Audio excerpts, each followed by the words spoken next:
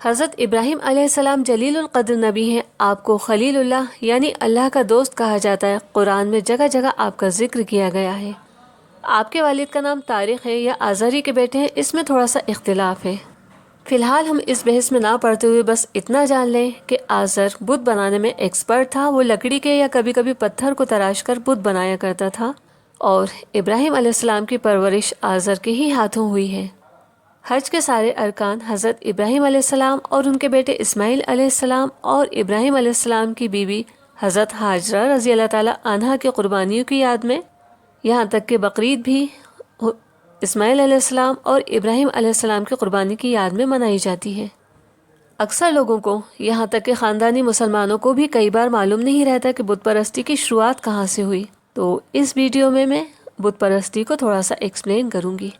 شیطان جو کہ انسان کا سب سے بڑا دشمن ہے، شیطان نے قسم کھائی ہے کہ میں انسان کو سیدھے راستے سے بھٹکا کر رہوں گا، لیکن اللہ کے نیک بندے یا تو شیطان کے بہکاوے میں آتے ہی نہیں ہیں، اور اگر آ بھی جائیں تو اللہ انہیں ہدایت دیتا ہے اور وہ سیدھے راستے پر آ جاتے ہیں اور اللہ کی عبادت میں لگ جاتے ہیں۔ شیطان نے ہی بہکایا تو آدم علیہ السلام کو جنت سے نکلنا پڑا۔ حضرت آدم علیہ السلام سے لے کر حضرت نوح علیہ السلام تک شیطان نے بہکانے کا کام تو کیا، لیکن ابھی تک وہ اللہ کی نافرمانی کرواتا تھا، اللہ کا ساجی نہیں بنوا پایا تھا۔ جب نوح علیہ السلام کی قوم کے کچھ خاص لوگ انتقال کر گئے تو ان کی یاد میں لوگ بہت رویا کرتے تھے۔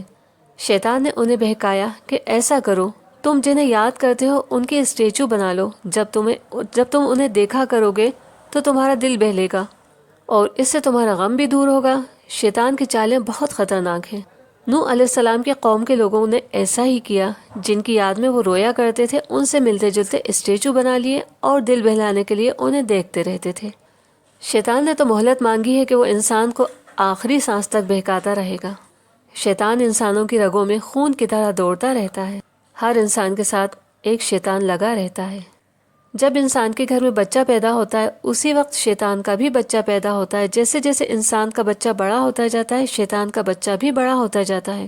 انسان کا بچہ جب تک بالغ نہیں ہوتا تب تک شیطان کا اس پر زور نہیں چلتا، بلکہ یوں کہیں کہ شیطان اس پر مسلط نہیں ہو سکتا۔ لیکن جیسے ہی انسان کا بچہ بالغ ہوتا ہے اسی وقت اس کا اعمال نامہ بھی کھل جاتا ہے، پھر اس کی ہر برائی اور نیکی لکھی جانے لگتی ہے۔ اس سے پہلے کی ہر خطا معاف ہوتی ہے اور نیکیاں ماں باپ کے اعمال نامے میں لکھی جاتی ہیں۔ شیطان انسان کا بچہ پیدا ہوتے ہی اس سے بہکانے کے لیے زمین ہموار کرنا شروع کر دیتا ہے کہ کس مزاج کے لوگ ہیں اور انہیں کس طرح سے بہکایا جا سکتا ہے۔ جب انسان بچے کی چھٹی، عقیقے، برتھ ڈے پارٹی اور اسکول کے ایڈمیشن کے لیے جدوجہد میں لگے رہتے ہیں، وہاں شیطان پورا پلان کر چکا ہوتا ہے کہ انہیں کس طرح سے بہکانا ہے۔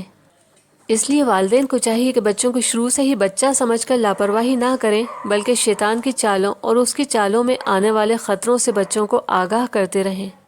یہ نہ سوچیں کہ ابھی تو بچہ ہے، کیونکہ ادھر شیطان اپنے پورے لشکر کے ساتھ پلاننگ کر رہا ہوتا ہے کہ کیسے اسے جہنم کا ایندھن بنانا ہے۔ اس حساب سے دیکھا جائے تو شیطان اپنے وعدے کا انسان سے زیادہ پکا نکلا، کیونکہ اس نے قسم کھائی ہے انسان کو بہکانے کی، تو وہ دن رات اپنے کام میں جٹا رہتا ہے۔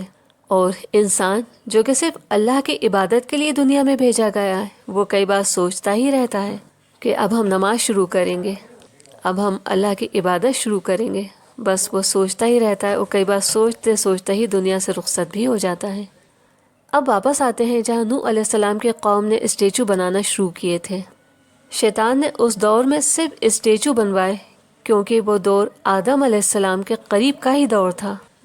اگر شیطان کہتا کہ عبادت کے لائق ہیں تو لوگ سمجھ لیتے کہ یہ تو شیطان کی چال ہے، اس لیے اس نے ابھی عبادت نہیں کروائی۔ پھر جب اس دور کے سارے لوگ ختم ہو گئے، اگلی پیڑھی آئی، تب شیطان نے بہکانا شروع کرا۔ ارے تم لوگ کہاں گمراہی میں پڑے ہو، تمہارے آبا و اجداد تو ان کی عبادت کیا کرتے تھے، یہی تو خدا ہیں، یہی لائق عبادت ہیں، یہی سب کی مشکلوں کو آسان کرتے ہیں، ان سے جو مانگو گے وہی تمہیں حاصل ہو جائے گا۔ اس طرح بت پرستی کی شروعات ہو گئی۔ اللہ کا سب سے ناپسندیدہ کام اللہ کا ساجی بنانا شروع ہو گیا۔ حضرت ابراہیم علیہ السلام جس قوم میں تشریف لائے وہ قوم بت پرستی میں ڈوبی ہوئی تھی، یہاں تک کہ ان کے گھر میں بھی بت بنائے جاتے تھے۔ حضرت ابراہیم علیہ السلام نے کس طرح اپنی جان کی پرواہ کیے بغیر اللہ کے اس ناپسندیدہ کام کی مخالفت کی، بلکہ لوگوں کے ظلم سہے وہ ساری باتیں انشاءاللہ اگلی ویڈیو میں پیش کروں گی۔